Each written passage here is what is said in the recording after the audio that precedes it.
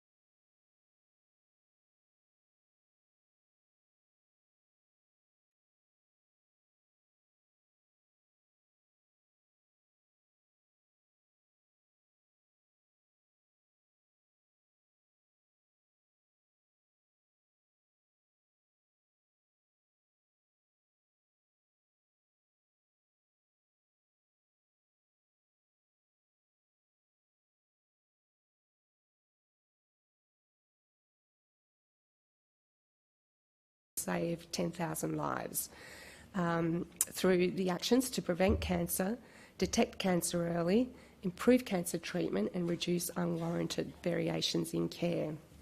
I also wanted to highlight a couple of other things around experience. We recognise that Aboriginal and Torres Strait Islander people have specific needs, and perhaps the health services aren't quite aware of those needs and need to be more culturally aware. So we've provided some grants to the health services, and they've done a range of activities. And in terms of the adolescents and young adults who have been diagnosed with cancer, there is a youth participation framework and an internship program where one of the young people is actually trained up and mentored to actually become a consumer advocate. A chemotherapy audit toolkit, it seems like a no-brainer, but we discovered that a lot of health services don't particularly monitor how they're providing chemotherapy in a consistent way, so we're trying to get a statewide approach to that.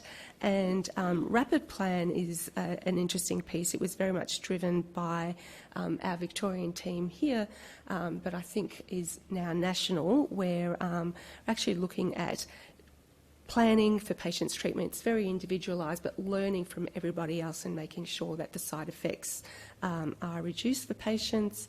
And the survivorship program I mentioned earlier has been going from strength to strength. We've had 24 projects in this current 3-year funding period where more than 1,500 cancer survivors have participated. Now, what we've got up here is a graphic recording which was taken at our Partnering Healthcare Forum. Can I have a quick show of hands? Who actually went to the Partnering Healthcare Forum in April? Because I do see some familiar faces. I guess in a nutshell, that talks about the different roles that consumers can have in changing the system. They outline 8 roles, which seems very specific, and they're quite well detailed. But in essence, I tend to think of it as we can work as consumers at a system level, where you might be working in governance or policy, or at a lived experience level. And all those levels and roles are valuable and make a difference. When we talk about the key areas that Victorians told us were important, I was just reading the notes from your survey, and no surprises, we all want a lot of the same things. We want better communication, we want more personalised care, we want to be treated with equality and inclusion, if whatever culture we come from. How does that translate to action on the ground? So at Safer Care Victoria, I'll just talk about what we do as an organisation. We work within SCV and also with health services at 3 different levels. We've kind of worked out there's 3 different levels: direct care, service level and system level. Really the mantra or our kind of rationale is that partnering in healthcare is everybody's business, and that includes everybody. So first and foremost, it includes consumers, patients, families, carers, clients. It includes healthcare professionals. It includes managers. It includes executives, right up to the board and all the way down to frontline staff. As you can see, we have 5 domains, and some of those you've identified as priorities for your work into the future. So personalised and holistic, working together, shared decision-making, equity and inclusion, effective communication. Now, of course, all of these aren't just isolated standalone domains. They are all interconnected and interrelated. We asked health services to tell us what they were doing in the domains. So, for example, across Victoria there are 84, 86 or 88 health services, depending on which branch or department, part of the department you're in. We asked them to tell us what 2 domains they were going to focus on for 1920, and this is the result. You can see that working together was very high, shared decision-making a little bit lower, but nevertheless, still 21 health services across Victoria have identified that as a priority. We want to actually trial some shared decision-making interventions in hospitals and pilot those. So happily, you've seen on the diagram earlier that 21 Victorian health services says, yes, I'm interested, we want to do something about shared decision-making. So we're going to actually be engaging with a Centre for Health Communication and Participation to help us work out a model that we can work with a number of health services, invite them to participate through an expression of interest process, and perhaps support 4 pilot interventions across the state throughout 2019 or into 2020. Right. So now we're going to hear from each of the ICS, and in fact, even though Hume couldn't make it, they've sent down their presentation and someone's going to present their work for them. And again, this is an opportunity for you to see what the other areas are doing, and the people that are not involved in one of the ICS at the moment, you might think, oh, actually, I think I want to get involved with them as well. I am a 48-year-old mother of 2 teenagers who are at the moment going from 12 to 25, a very supportive husband, a sister to 3 brothers, a daughter to my parents, and auntie to my nephew and nieces, but I am also a cancer survivor. I volunteer a lot now as a consumer advocate for Monash Health. I speak for the National Cancer Breast Foundation. At the back, you'll see the weekend on supportive care. I was involved in that as well. It's heartwarming to hear from the presenters today that they are trying to include a lot of consumers back into giving them a voice. But, you know, my question back to them, and we could chat later, is how do you make that more accessible to people like me? It was literally by chance that Linda came in to do my cold cap when I was losing all my hair, and that's how I got started to talking. So incidental. And I said to her, I would love to give back to Monash because of, you know, how much they've looked after me, and they are looking after me. So as a consumer advocate, I lend my voice to the different projects that they run. Current project is Living with Cancer for the Chinese community. So this is where I bring in the lens from a cultural perspective, because I'm Chinese Malaysian by birth. I've lived in Australia for about 20 years. How do we support and help families in the Chinese community? Because it is a very silent community. It's a very, it's your karma, and you have to go through cancer because it's your karma. And how do we shift that? Because a lot of the Chinese, you know, we go through it thinking we've done something wrong in the past, so we have to atone for it. And you put up with the pain, and you put up with the silence, and you put up with not asking for help. So how do we shift that? So Linda ran one with the Greek community last year, so we've taken that, we're adapting it. We're trying to go, what's going to work, what is the cultural norms that we have to be so aware of, so that we actually respect the people in the room, the families in the room. We've had 2 committee meetings so far. We've finally got ethics approval. Linda set the date, 17 November. We're running our first lot of focus group, bringing in the Chinese community to listen to what they want out of the sessions. So hopefully we're able to launch this beginning of next year. MediStays is a project that I'm very passionate about. It was something that was brought to our attention at a local level, that parking, travel and accommodation are the tricky things for patients. And because we are in a rural setting, people come from a long way off. They have to come, they have to find somewhere to stay. So basically how MediStays works, it was started by a lady by the name of Sarah Everett, who recognised that in Melbourne, people that were coming down here for treatment didn't have options. And so they were getting on Trivago and similar sites, bookings.com, which are not designed for medical needs. We have a checklist that we go through. Is it wheelchair friendly? What's the shower like? Is there a kitchen? Are there good cooking facilities? Are there laundry facilities? What's the price range? We then discuss with the accommodation provider the fact that if they are with bookings.com, they might pay, say, a 13% fee to them. That fee is basically split. So if a lot of them will say, oh, we'll do 15%. I think MediStays takes something like 7 or 8% to cover administration cost. The rest goes back to the patient and is taken off the cost of the accommodation. So it's cheaper than if they were getting it direct through bookings.com.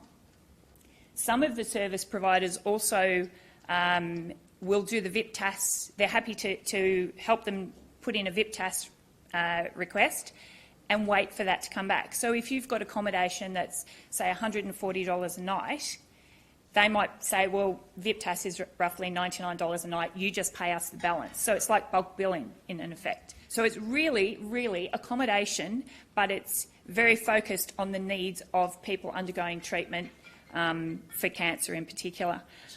What is the Community Ambassador Program? It's largely, as it says there, an opportunity for volunteer speakers or ambassadors, if you like, to go out and share their experience, their direct experience with members of community groups, and the opportunity to share a bit about their story and what's worked for them, but also to share services and supports and reputable information with the community members who may or may not have cancer, but as we understand, may likely know somebody who has cancer. Between June 2018 and April 2019, they tell me that they have conducted 6 presentations and delivered this to over 340 odd people across their region. They have spoken to various groups, including Probus groups, GP clinics, a Pink Ribbon morning tea and a vintage motor vehicles group. So they've really extended out to a variety of different areas. The feedback that they have been getting from these presentations has been extremely positive, and as is the case even for our own integrated cancer service, and Ray, who's going to speak next, people always really value hearing from somebody with the direct experience, telling others as to what perhaps is useful and what works. Now, my CCR is a project that has involved the development, implementation and evaluation of this resource known as My Cancer Care Record. This is what it looks like in reality.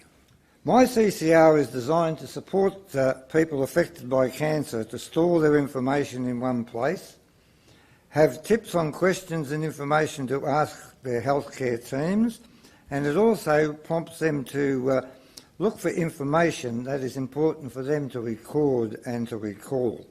Every piece of paper trail you want can go into this record, and every X-ray, every test you've had, it will all go in here, so you have a complete record, and you can either take part of it or the whole thing with you to your next visit, to whomever that happens to be. As all of us with cancer know, that can be many, many different people.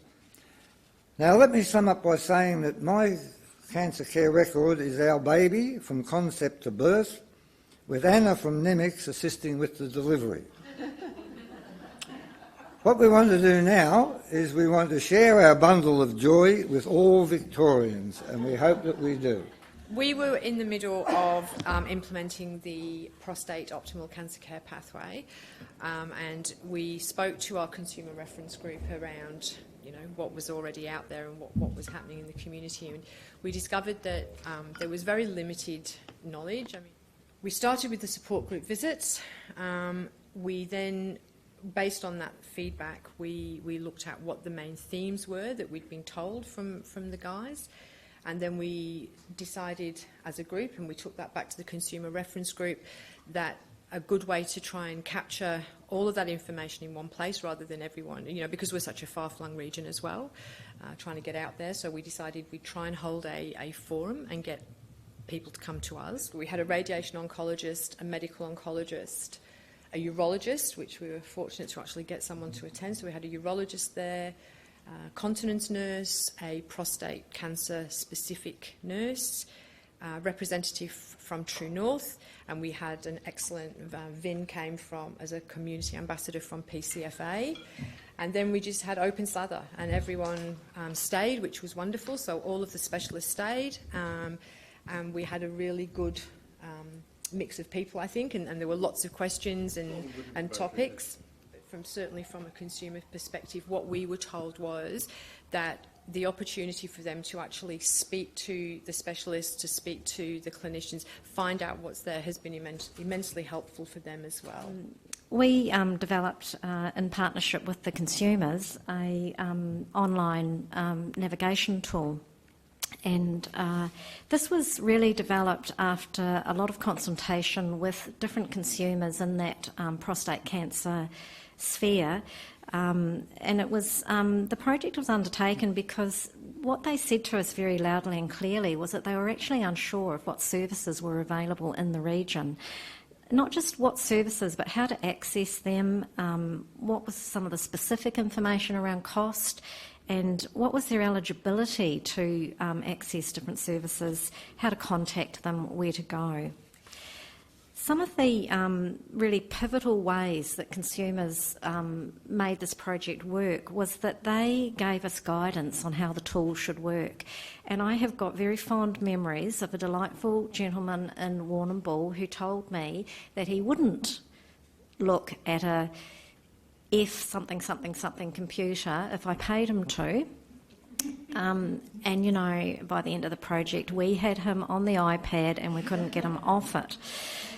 And I think that that was actually a really important part of the project. We were trying to provide a 21st century solution to an issue that had been identified by consumers, but we were working with people who lived in areas where there may not be good internet connection, and we were working with consumers who don't want to use the internet. So that was an interesting part of the project for us, and I think many of you in this room would understand that sometimes you can feel that you don't have access to a particular thing because you don't have the knowledge or skill.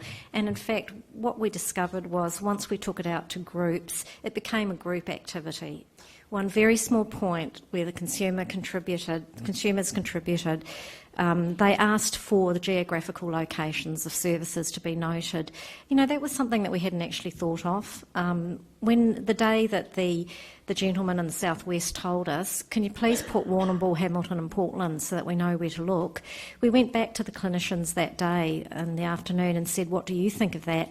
And they made the comment, we wouldn't have thought of that either, that's a really good idea. So in the end, this tool has not just been for consumers, it's actually been for clinicians as well. It means that people across a large region can actually look at where am I referring patients to. Patients can actually go, you know what, I don't want to travel to Melbourne, I'd like to know what's available locally. Medical cannabis has been talked about for some time with no real information out there. It was about developing information, advice, outcomes for cancer patients and clinicians. So the reason behind it was that there's new legislation that I'm sure you've heard about that enables doctors to prescribe medicinal cannabis to eligible patients. And obviously that's causing a lot of interest amongst cancer patients and carers. But as Jan mentioned, there's very few official kind of sources of information that might be deemed reliable. With this feedback, we were able to refine documents and the way that clinicians approach the subject with patients. The information sheets that we developed provide information on prescribing process. Is it a GP or is it the clinician at the hospital? Common myths. Will I get high? Is it addictive? So the resource is now available on our website and some of the health service websites that we've worked with, and you should all have one on your table there as well. That I particularly want to share today is a fantastic video that's been produced in this collaborative project, because we really know the power of people's stories, and it's stories that inform us, stories that educate us, and sometimes stories that confront us. My name is Rhonda and I've lived in Manangatang all my life. When I was 56, I got breast cancer.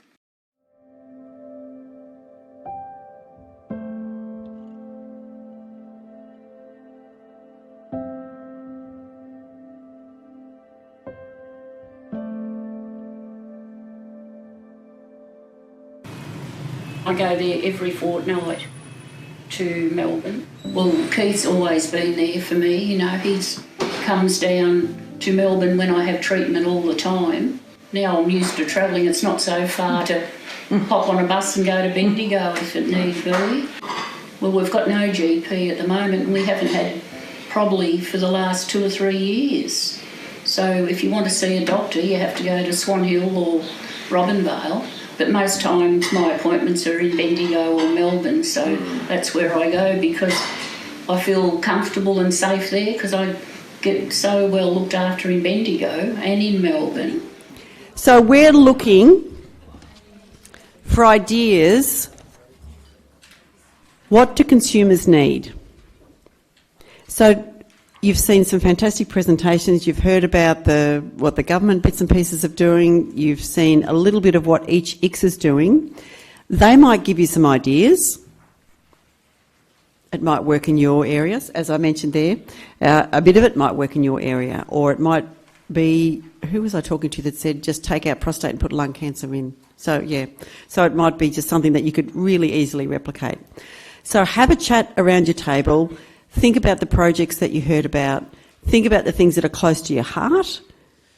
One significant thing that we should all be focusing on is the better involvement with diverse groups. All ICS to share information to provide a one-stop shop of quality information and passes on information to health services in the region. So for each region there would be a booklet or pamphlet, and we've even suggested an ICS app, because most people have got an iPhone, if not a PC at home, and they just plug that information in and all the information be there in one spot rather than have to go around looking for it. That we wanted to make sure that your receipt of information didn't rely on your location or on your individual differences, your health literacy, your health service knowledge, that kind of thing.